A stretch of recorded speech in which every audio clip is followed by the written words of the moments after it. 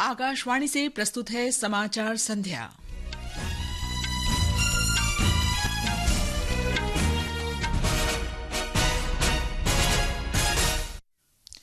रक्षा मंत्री राजनाथ सिंह ने कहा, गरीबों का कल्याण मोदी सरकार का नारा नहीं बल्कि मंत्र और मिशन है। चंद्रयान 3 का विक्रम लैंडर तय मिशन को सफलतापूर्वक पूरा करने के बाद स्लीप मोड में चला गया है। मणिपुर सरकार ने गलत और पक्षपातपूर्ण रिपोर्टिंग के लिए एडिटर्स गिल्ड ऑफ इंडिया के खिलाफ एफआईआर दर्ज की। शिक्षा मंत्रालय ने विद्यार्थियों, शिक्षकों और उद्यमियों को डिजिटल तथा मार्केटिंग कौशल उपलब्ध कराने के लिए मेटा के साथ साझेदारी की शुरुआत की। यूक्रेन के राष्ट्रपति वोलोदिमीर ज़ेलेंस्की ने अपने रक्षा मंत्री को बर्खास्त किया और एशिया कप क्रिकेट में श्रीलंका के कैंडी में भारत तथा नेपाल के बीच मुकाबला जारी। समाचार संध्या के साथ मैं कनकलता। रक्षा मंत्री राजनाथ सिंह ने कहा है कि प्रधानमंत्री नरेंद्र मोदी के नेतृत्व में केंद्र सरकार आम आदमी के सशक्तिकरण के लिए कार्य कर रही है। पिछले 9 साल में 13.5 करोड़ से अधिक लोग गरीबी से बाहर आए हैं। श्री सिंह आज जैसलमेर जिले के रामदेवरा में प्रदेश भाजपा की तीसरी परिवर्तन संकल्प यात्रा के शुभारंभ के अवसर पर बोल रहे थे। उन्होंने कहा कि पहले गरीबों का कल्याण कुछ पार्टियों का ही नारा होता था, लेकिन मोदी सरकार के लिए ये केवल एक नारा नहीं बल्कि मंत्र और मिशन है। हमारी सरकार ने बराबर आम आदमी का सशक्तिकरण करने का प्रयास किया है और नीति आयोग ने भी कहा है कि मोदी जी के आने के बाद 13.5 करोड़ से ज्यादा लोग गरीबी रेखा से बाहर आए हैं। गरीब कल्याण, बहनों भाइयों, हमारा नारा नहीं है, हमारा मंत्र है और हमारा मिशन है। इसीलिए हिंदुस्तान की गरीबी इतनी तेजी के साथ समाप्त हो रही है। रक्षा मंत्री ने कहा कि भारत एक शक्तिशाली देश के रूप में उभरा है और आज पूरी दुनिया इसकी ओर बड़े विश्वास और भरोसे से देख रही है। रक्षा मंत्री ने कानून व्यवस्था, भ्रष्टाचार और पेपर लीक जैसे मुद्दों पर राज्य की कांग्रेस सरकार की आलोचना करते हुए कहा कि कांग्रेस के शासन में 10 लाख से ज्यादा मामले दर्ज हुए हैं, जबकि किसी भी राज्य के विकास के लिए कानून व्यवस्था पहली शर्त है। 28 दलों ने मिलकर गठबंधन बनाया। मोदी जी को किसी भी सूरत में प्रधानमंत्री नहीं बनना। गठबंधन होना चाहिए तो इस देश का मान सम्मान, स्वाभिमान बढ़ाने के लिए होना चाहिए। ये गठबंधन इसलिए हो रहा है कि मोदी जी को दोबारा किसी भी सूरत में सत्ता में आने नहीं देना। अब इस गठबंधन की क्या हालत है?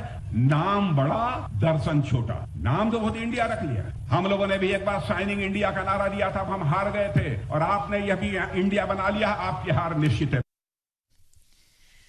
रक्षा मंत्री ने डीएमके नेता उदयनिधि स्टालिन की टिप्पणियों की आलोचना करते हुए कहा कि ऐसे टिप्पणी करने वालों को पहले खुद चीजों के बारे में सही जानकारी हासिल करनी चाहिए। सड़क परिवहन और राजमार्ग मंत्री नितिन गडकरी ने कहा है कि देश को आत्मनिर्भर और $5 ट्रिलियन वाली अर्थव्यवस्था बनने के लिए लॉजिस्टिक्स खर्चों में कटौती करनी होगी। वे आज नई दिल्ली में भारतीय राष्ट्रीय राजमार्ग प्राधिकरण और मंत्रालय के अधिकारियों के साथ एक समीक्षा बैठक में बोल रहे थे। उन्होंने कहा कि अर्थव्यवस्था को गति देने के लिए नवाचार को अपनाने, लॉजिस्टिक्स के खर्चों में कटौती करने और रोजगार के अवसर पैदा करने की जरूरत है। उन्होंने राजमार्ग परियोजनाओं को समय पर पूरा करने के लिए उनकी गुणवत्तापूर्ण निगरानी पर भी जोर दिया। उपराष्ट्रपति जगदीप धनखड़ ने कहा है कि महिलाओं के योगदान के बिना दुनिया प्रगति नहीं कर सकती। उन्होंने कहा कि महिलाओं के भागीदारी के बिना विकास नहीं हो सकता। श्री धनखड़ 2 दिन के राजस्थान दौरे के दौरान आज जयपुर के महारानी कॉलेज में राष्ट्रीय उत्थान में महिलाओं की भागीदारी विषय पर छात्राओं से संवाद कर रहे थे। श्री धनखड़ ने कहा कि महिलाओं को आगे बढ़ने से रोकने के कई प्रयास किए गए। चंद्रयान 2, चंद्रयान 3 और आदित्य L1 मिशन का जिक्र करते हुए उन्होंने कहा कि इन मिशन की रीढ़ महिलाएं ही हैं। ये समाचार हमारी वेबसाइट newsonair.gov.in/हिंदी और हमारे mobile app news on AIR पर भी उपलब्ध हैं। सुनो गीता, बड़ी ठंड लग रही है, जल्दी से रजाई लाओ। अरे, आपको तो बुखार है। कपकपी के साथ बुखार मलेरिया हो सकता है। आपको रजाई से ज्यादा डॉक्टर की जरूरत है। जी हाँ, बुखार, कपकपी, सिरदर्द, बदन दर्द, मचली और उल्टी आना मलेरिया के लक्षण हैं। देर ना करें, तुरंत निकटतम स्वास्थ्य केंद्र या अस्पताल जाएं, खून की जांच कराएं और पूरा इलाज मुफ्त पाएं। जब कपकपी बुखार सताए, मलेरिया की जांच कराएं।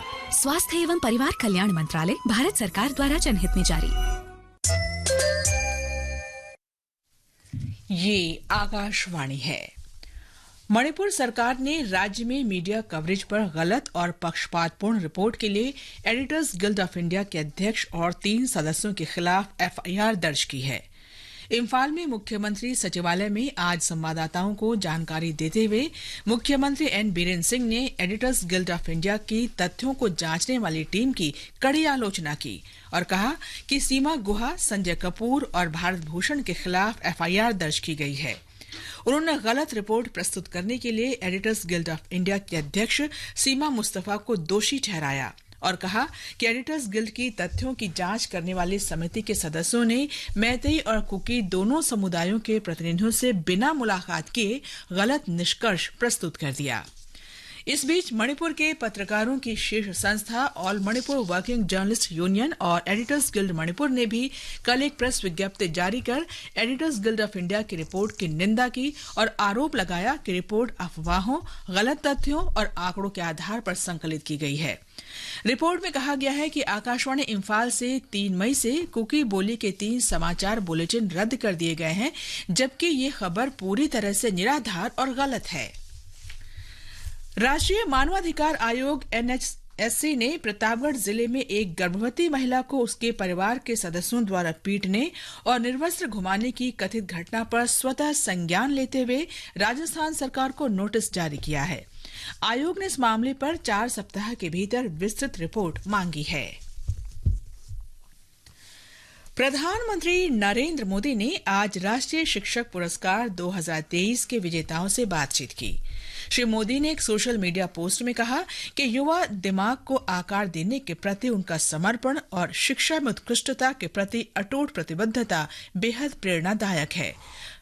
राष्ट्रपति द्रौपदी मुर्मू कल शिक्षक दिवस के अवसर पर 75 शिक्षकों को राष्ट्रीय शिक्षक पुरस्कार 2023 प्रदान करेंगी। केंद्रीय शिक्षा मंत्री धर्मेंद्र प्रधान ने आज नई दिल्ली में शिक्षा, कौशल विकास और उद्यमिता मंत्रालय तथा मेटा के बीच 3 साल की साझेदारी की शुरुआत की। इस अवसर पर उन्होंने कहा कि आज शुरू की गई पहल ने भारत को दुनिया का एक कुशल केंद्र बनाने और देश की अमृत पीढ़ी को सशक्त बनाने के प्रधानमंत्री श्री नरेंद्र मोदी के दृष्टिकोण को आगे बढ़ाया है। राष्ट्रीय शिक्षा नीति में सारा फीचर को इन्विजन किया गया है। 21st सेंचुरी को इन्विजन करते हुए हम कैरिकुलम, सिलेबस, टेक्स्ट बुक बना रहे हैं। एंटरप्रेन्योरशिप को महत्व दिया जा रहा है। आज की प्रधानमंत्री जी की विजन है, मेरे को वेल्थ क्रिएटर बनाना है। वेल्थ क्रिएटर बनाने के लिए मोनोपोली से नहीं होगा, टेक्नोलॉजी लाना पड़ेगा, डाइवर्सिटी लाना पड़ेगा, डेमोक्रेटिक फोर्सेस को लाना पड़ेगा। भारतीय अंतरिक्ष अनुसंधान संगठन का चंद्रयान 3 का विक्रम लैंडर चंद्रमा की सतह पर अभियान का महत्वपूर्ण काम पूरा करने के बाद अब स्लीप मोड में चला गया है। इसरो ने कहा कि कमांड पर विक्रम लैंडर ने इंजन चालू कर दिया, उम्मीद के मुताबिक खुद को लगभग 40 सेंटीमीटर ऊपर उठाया और दूरी पर सुरक्षित रूप से उतर गया। 30-40 सेंटीमीटर दूर विक्रम लैंडर अपने लक्ष्य से आगे निकल गया है और इसलिए इसके पेलोड अब बंद कर दिए गए हैं। इसरो ने सोशल मीडिया पर कहा कि विक्रम लैंडर को आज भारतीय मानक समय के अनुसार लगभग 8 बजे स्लीप मोड में सेट किया गया। ये समाचार आकाशवाणी से प्रसारित किए जा रहे हैं। ताजा समाचार जानने के लिए आप हमारे Twitter handle @AIR News Hindi को फॉलो कर सकते हैं। समाचार संध्या में आपका फिर स्वागत है। नई दिल्ली में 18वें G20 शिखर सम्मेलन में डिजिटल इंडिया एक्सपीरियंस जोन प्रमुख आकर्षण होगा। नई दिल्ली के प्रगति मैदान में शिखर सम्मेलन 9 और 10 सितंबर को आयोजित किया जाएगा। हमारे संवाददाता ने बताया है कि इसका उद्देश्य डिजिटल सार्वजनिक बुनियादी ढांचे और भारत में डिजिटल बदलाव की सफलता के बारे में G20 के प्रतिनिधियों को व्यावहारिक अनुभव देना है। Digital India experience zone Bharat के मजबूत डिजिटल बुनियादी ढांचे के निर्माण की सफलताओं को प्रदर्शित करेगा, जिसने करोड़ों भारतीयों के जीवन को बदल दिया है। इस प्रदर्शनी का उद्देश्य विश्व स्तरीय पहलों को प्रदर्शित करना है, जिसने लोगों के जीवन और व्यापार को आसान बनाया है। इस प्रदर्शनी में भारत की 7 प्रमुख पहलों का चयन किया गया है, जिनमें आधार, डिजी लॉकर, UPI, ई-संजीवनी और दीक्षा शामिल है। यह प्रदर्शनी विदेशी मेहमानों को एक व्यापक अनुभव प्रदान करेगी। दीपेंद्र कुमार, आकाशवाणी समाचार, दिल्ली। सूचना और प्रसारण मंत्री अनुराग सिंह ठाकुर ने G20 शिखर सम्मेलन के लिए नई दिल्ली के भारत मंडपम में बनाए गए अंतर्राष्ट्रीय मीडिया सेंटर की एक झलक सोशल मीडिया पर साझा की है। मीडिया सेंटर का वीडियो पोस्ट करते हुए श्री ठाकुर ने कहा कि अंतर्राष्ट्रीय मीडिया सेंटर G20 शिखर सम्मेलन में दुनिया भर से आने वाले मीडिया कर्मियों का स्वागत करने के लिए पूरी तरह तैयार है। उन्होंने कहा कि इसमें मीडिया कर्मियों की आवश्यकताओं को ध्यान में रखते हुए सभी सुविधाएं उपलब्ध कराई गई हैं। सूचना और प्रसारण मंत्री अनुराग सिंह ठाकुर ने आज कहा कि नया भारत अवसरों से भरा है और ये दुनिया का भविष्य है। नई दिल्ली में डीडी डायलॉग कार्यक्रम में श्री ठाकुर ने कहा कि भारत को G20 की अध्यक्षता का सौभाग्य मिला है, जो उसे अपनी कला, संस्कृति और परंपराओं को प्रदर्शित करने के लिए एक मंच प्रदान करता है। उन्होंने कहा कि G20 की देश भर में 60 जगहों पर 200 से अधिक बैठकें हो चुकी हैं, जिनमें 3000 से अधिक विदेशी प्रतिनिधियों ने भाग लिया। Prime Minister Modi made it a point that it should be taken to every corner of the country. That means every state and union territory. That is why 60 cities had more than 200 meetings where more than 3,000 international representatives attended those meetings. राष्ट्रीय राजधानी Delhi G20 शिखर सम्मेलन की मेजबानी के लिए तैयार है। इस वैश्विक आयोजन को ऐतिहासिक बनाने के लिए सभी सरकारी एजेंसियां, नगर निकाय और सुरक्षा प्रतिष्ठान भरपूर प्रयासों में लगे हैं। प्रतिनिधियों के लिए हवाई अड्डे पर भी विशेष व्यवस्था की गई है। G20 प्रतिनिधियों के आगमन को देखते हुए करीब 160 घरेलू उड़ानों को रद्द किया जा सकता है। अंतर्राष्ट्रीय हवाई अड्डे के अनुसार उड़ान रद्द होने की स्थिति में यात्रियों को उनके टिकट का पूरा पैसा वापस दिया जाएगा। दिल्ली पुलिस ने आज जारी आदेश में 2 सितंबर को जारी किए गए अपने निर्देशों को वापस ले लिया है। दिल्ली पुलिस के विशेष पुलिस आयुक्त SS यादव ने बताया है कि सुप्रीम कोर्ट के मेट्रो स्टेशन को छोड़कर बाकी सभी स्टेशनों पर मेट्रो की सेवाएं सामान्य रूप से उपलब्ध रहेंगी। मेट्रो सेवाएं पूरी दिल्ली में चलेंगी, तो कोई भी व्यक्ति अगर नई दिल्ली में आना चाहता है, दिल्ली के किसी जगह पर जाना चाहता है, वो मेट्रो सेवा का इस्तेमाल कर सकते हैं। जैसे ही आप नई दिल्ली से बाहर निकलते हैं तो आपको city bus service, TSR, taxis वगैरह सब मिलेंगे। मेट्रो पूरी तरह से उपलब्ध है और एयरपोर्ट के लिए आप मेट्रो का इस्तेमाल कीजिए। विकासशील और अल्प विकसित देशों की आवाज को बढ़ावा देने और अफ्रीकी देशों के लिए सकारात्मक समर्थन के सघन प्रयासों से इन देशों को G20 का स्थायी सदस्य बनने में मदद मिल सकती है। आकाशवाणी समाचार के साथ विशेष भेंट में G20 संचालन के विशेष सचिव मुक्तेश परदेशी ने आशा व्यक्त की कि अफ्रीकी देशों को G20 संगठन में शामिल करने के बारे में नई दिल्ली में होने वाली G20 शिखर बैठक में स्वीकृति मिल सकती है। श्री परदेशी का पूरा साक्षात्कार आज रात 9:15 बजे स्पॉटलाइट कार्यक्रम में FM गोल्ड और अतिरिक्त चैनलों पर सुना जा सकता है। ये साक्षात्कार YouTube पर न्यूज ऑन AIR ऑफिशियल पर भी उपलब्ध रहेगा। यूक्रेन के राष्ट्रपति वोलोदिमीर ज़ेलेंस्की ने अपने रक्षा मंत्री रेज़निकोव को बर्खास्त कर दिया है।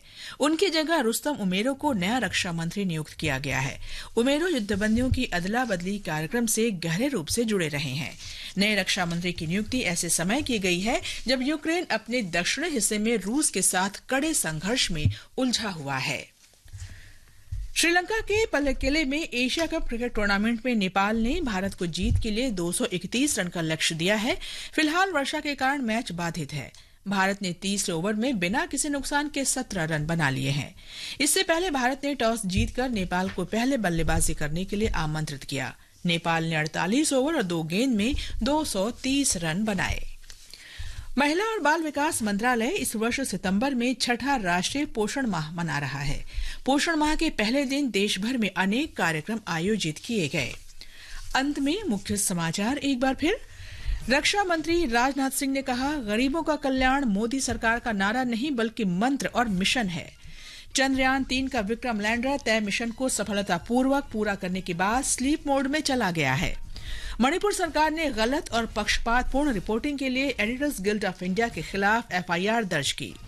शिक्षा मंत्रालय ने विद्यार्थियों, शिक्षकों और उद्यमियों को डिजिटल तथा मार्केटिंग कौशल उपलब्ध कराने के लिए मेटा के साथ साझेदारी की शुरुआत की। यूक्रेन के राष्ट्रपति वोलोदिमीर ज़ेलेंस्की ने अपने रक्षा मंत्री को बर्खास्त किया और एशिया कप क्रिकेट में श्रीलंका के कैंडी में भारत तथा नेपाल के बीच मुकाबला जारी। इसके साथ ही समाचार संध्या का ये अंक समाप्त हुआ। नमस्कार।